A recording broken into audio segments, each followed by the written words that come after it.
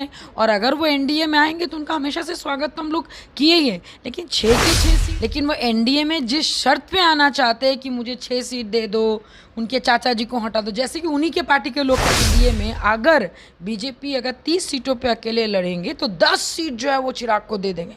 वाह क्या बात! भूपेंद्र जी, मांझी जी, मुकेश जी, हमारे ऑनरेबल मिनिस्टर सब एकदम हाथ जोड़ के प्रणाम करेंगे, आइए आइए चिराग जी, आइए आइए। अभी भी जो वो दिल्ली गए नित्यानंद जी को सामने करके कि मेरा ये प्रस्ताव है, आप कृपया मोदी जी तक पहुंचा दीजिएगा, बोल के उड़ के वो दिल्ली चले। जब टूटता है तो फिर भी जुड़ जाता है, लेकिन दिल जब टूटता है तो कभी नहीं। बिना शर्त में अगर आना है तो आइए, नहीं तो घर पे बैठिए। मैं आपको बता रही थी, नीतीश कुमार जी जो 8 बार मुख्यमंत्री बने, आपको लगता है इतने कच्चे हैं वो कि नीतीश जी भी वापसी का रास्ता देख रहे। लेकिन दैट डज नॉट मीन कि Chirag Paswan is the replacement of Nitish Kumar. Sorry to say. नमस्कार, आप देख रहे हैं मीडिया दर्शन और मैं हूं आपके साथ अंजलि तिवारी।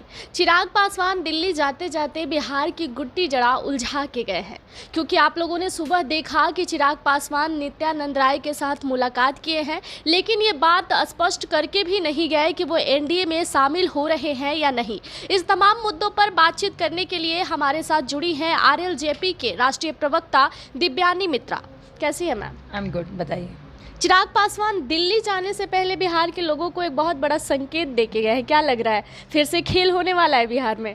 उनकी वजह से खेल हुआ कब है? I don't understand. उनको उतना ज़्यादा इम्पोर्टेंस देने की क्या ज़रूरत है? मुकेश सैनी जैसे एक पिलर है, उपेंद्र जी जैसे एक आपके हैं, मांझी जी जैसे हैं, वैसे वैसे आपके चिराग जी भी हैं, तो एकदम अलग से उनके बारे में इतना मतलब बोलना, आई डोंट अंडरस्टैंड। बिकॉज भाई उनका खुद का स्टैंड अभी तक क्लियर नहीं है। किसी किसी जगह उन्होंने कहा कि भाई वो 6 के 6 सीट पे लड़ेंगे, तो अगर वो 6 के 6 सीट पे ही अगर दावेदारी करेंगे, उपेंद्र जी, मुकेश सैनी, मांझी जी और हमारे ऑनरेबल मिनिस्टर जिनका one and only alliance from कब से है, वो लोग क्या सब जय चिराग मतलब ये मतलब नारे ये करेंगे, लगाएंगे।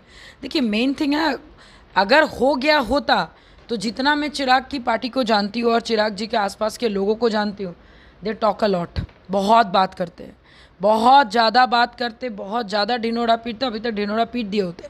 और जब कुछ नहीं होता है तो वो ट्रोल करते। उनके पास 2 ही काम है, जब काम नहीं हो तो भाई स्पेशली देवजानी मित्रा को ट्रोल करो, क्योंकि मेरी बातें उनको बहुत ज़्यादा चुभती है, बोल के मेरे कमेंट पे देखिएगा ज़्यादा नेक्स्ट सीएम बेस्ट सीएम आते रहता है।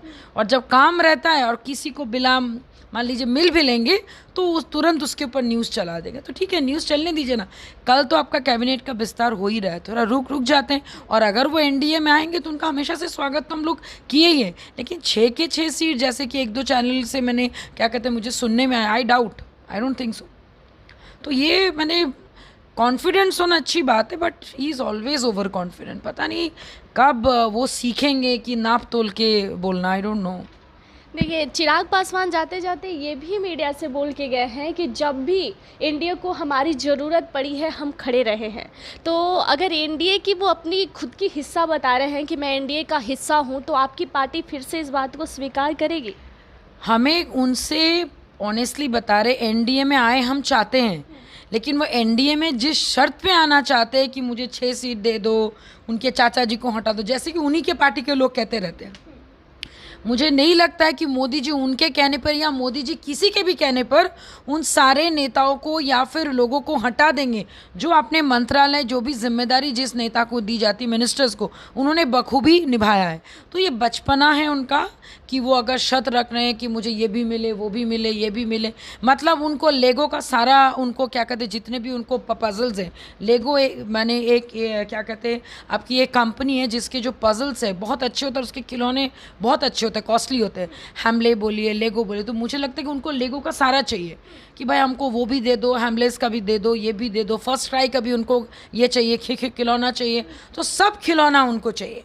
उनको कोई यहाँ पे बैठ के राजनीति नहीं करनी है, उनको यहाँ पे डेवलपमेंट नहीं करना, उनको बस एक मीडिया में सुर्खियों में बने रहना। देखिए जाते जाते सुर्खियों में बन के उड़ के चले गए दिल्ली। अभी मीटिंग भी करने वाले हैं। अच्छी बात है, करें, भगवान करे करें, कुछ तो करेंगे ना। कम से कम उनकी पार्टी का एक नैया अगर एक किनारे जाएंगी तो उनके पार्टी को दशो दिशा एक तय होगा, नहीं तो कभी इधर कभी उधर। बेचारे उनके भी जितने लोग हैं नेता, उनका भी तो करियर अपने स्टेक पे लगा के रखा है, चाहे वो राजू तिवारी हो, उल्लास पांडे हो, वेद जी तो चलिए घर के हैं, उनको कुछ होगा नहीं होगा वो फिर भी हाँ जी करते लगेंगे। लेकिन बाकी जो लोग टाइम ये दे रहे हैं, पैसे लगा रहे हैं, भाई everybody need some, what is the ROI?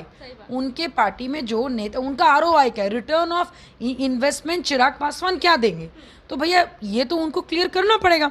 आप एनडीए में वो अपने ही लिए लड़ेंगे कि अपने साथ वो राजू जी के लिए भी एक लेंगे, उल्लास जी की भी लेंगे, वेद जी के लिए भी लेंगे, अरुण जी के लिए भी लेंगे, गजाली जी के लिए भी लेंगे, अशरफ जी के, सबके लिए लेंगे कि नहीं, वो देखने वाली बात है। मतलब कहने का मतलब ये है कि एनडीए में अगर बीजेपी अगर 30 सीटों पे अकेले लड़ेंगे तो 10 सीट जो है वो चिराग को दे देंगे। वाह क्या बात है। उपेंद्र जी, मांझी जी, मुकेश जी, हमारे ऑनरेबल मिनिस्टर सब एकदम हाथ जोड़ के प्रणाम करेंगे, आइए आइए चिराग जी, आइए आइए। 10 अच्छा, ऐसा आपको भी पता है कि हाजीपुर से चुनाव लड़ने पर वो पूरी तरह से टूट चुके हैं। अगर एनडीए हाजीपुर से उन्हें टिकट दे देती है तो फिर आपकी पार्टी क्या फैसला लेगी? ऑनेस्टली बताएं, फिलहाल तो ऐसा कोई न्यूज़ नहीं है, और मुझे लगता है अगर उनको टिकट मिल भी जाता है तो सबसे पहली बात कोई भी वरिष्ठ नेता क्या देखेंगे कि भाई वो पहले जहाँ के सांसद थे उस जगह पे उन्होंने कितना काम किया, और फिलहाल वो हाजीपुर कोई काम करने के लिए नहीं ले रहे। उन्होंने वहाँ पे अपने माता जी को आगे करके एक मदर वाली कार्ड उन्होंने खेला कि मेरी माँ का एक सेंटिमेंट है और मेरी पिता की वो कर्म भूमि रही, तो मेरी मम्मी जो है वो हाजीपुर से लड़ेंगे, हम जमुई से लड़ेंगे, क्योंकि उनको भी बहुत अच्छा से पता है कि वो जमुई हारने वाले हैं। दोनों सीट अपने कब्जे में वो यही प्लानिंग कर रहे हैं भाई, प्लानिंग तो सब कुछ ना कुछ कर रहे हैं, सब अपना अपना आंकड़े से ये कर रहे हैं। लेकिन दुख की बात ये है कि आप जमुई से भाग रहे हो, आप जमुई की जनता जहाँ के आप सांसद थे या फिर जहाँ के आप वहाँ उस जगह पे कोई काम नहीं किए हो, तो भाई ये कैसा ये है आपका क्या कहते हैं लीडरशिप है जो जमुई का अच्छा काम नहीं किया, वो माता जी को आगे करके कितना भला कर पाएंगे हाजीपुर का। एंड क्या लग रहा है आपको, क्या कारण होगा कि चिराग पासवान हाजीपुर सीट पर ही तुले हुए हैं कि हमको यहाँ से चुनाव लड़ना है? It's very simple, nothing more than a ego. He is a super egoistic person, जिनको सिर्फ और सिर्फ ईगो अपने घर के लोगों से है, दम नहीं है कि भाई अपने ही क्या कहते जो एक सेम एज ग्रुप के थे तेजस्वी प्रसाद यादव से लड़े या किन से लड़े, वो तो उल्टा उनके साथ जाने के लिए भी वो व्याकुल हैं। तो अगर एनडीए उनको हाजीपुर भी अगर जैसे कि वो दावा कर रहे हैं तो भैया आप लड़ लो, लेकिन still I am telling you कि अभी तक ऐसा कोई इन्फॉर्मेशन हमारे पास नहीं है, और मुझे ऐसा लगता है कि चिराग अभी भी जो वो दिल्ली गए नित्यानंद जी को सामने करके कि मेरा ये प्रस्ताव है आप कृपया मोदी जी तक पहुंचा दीजिएगा, बोल के उड़ के वो दिल्ली चले गए। अब देखिए क्या होता है। अच्छा मैम, एलजेपी और आरएलजेपी को साथ में एक साथ जुड़ने में दिक्कत क्या है? हमें कोई दिक्कत नहीं है, दल जब टूटता है तो फिर भी जुड़ जाता है, लेकिन दिल जब टूटता है तो कभी नहीं जुड़ता। ये हमारे honourable minister sir Shri Pashupati Kumar Paras ji का कहना है।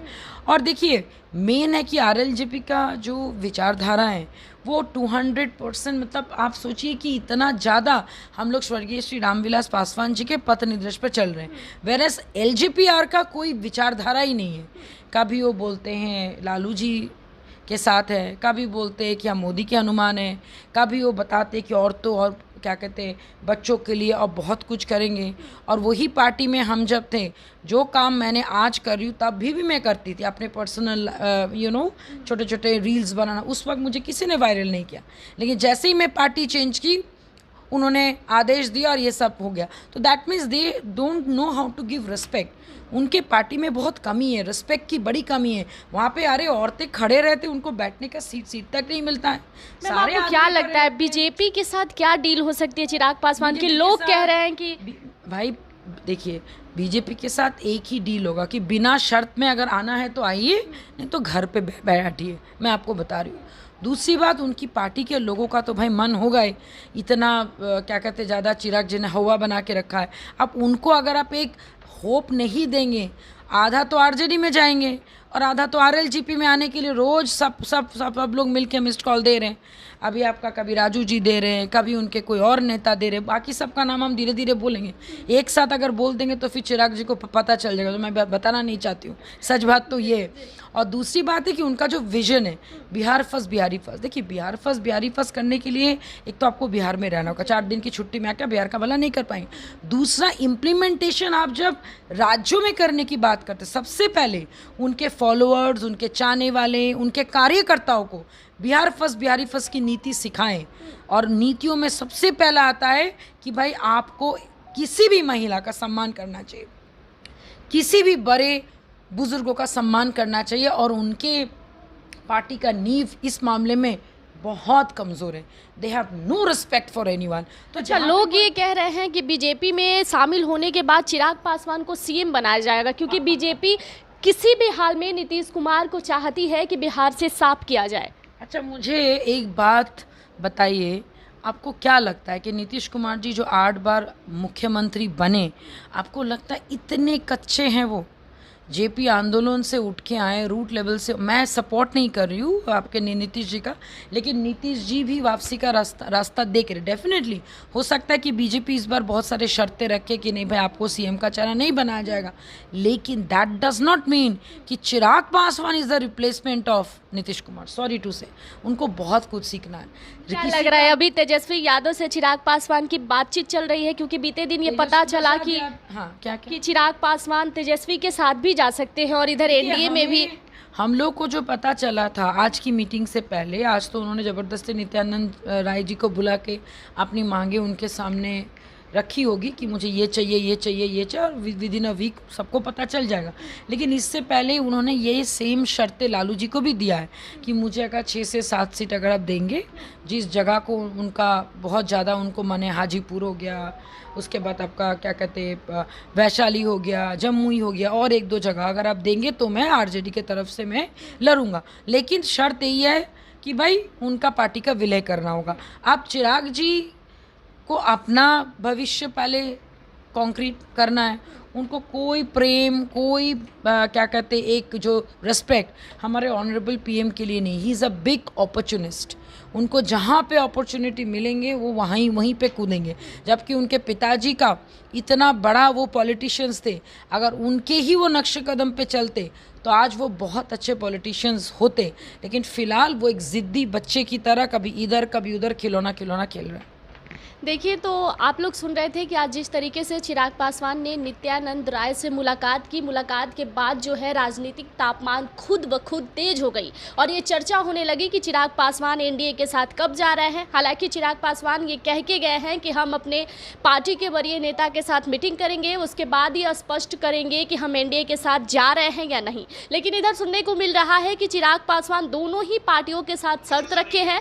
उन्होंने तेजस्वी के सामने भी शर्त रखा है और एनडीए में भी शर्त रखा है, और उनका जिधर से अपॉर्चुनिटी सही लगेगा उधर वो विलय करने के लिए तैयार होंगे। लेकिन इधर ये भी कहा जा रहा है कि चिराग पासवान अगर बीजेपी के साथ आते हैं तो बीजेपी उन्हें पीएम फेस बनाएगी। फिलहाल इस खबर पर आपका क्या कहना होगा, कमेंट बॉक्स में जरूर बताइएगा। धन्यवाद। ऐसी तमाम बड़ी खबरों को देखने और सुनने के लिए बने रहिएगा हमारे साथ।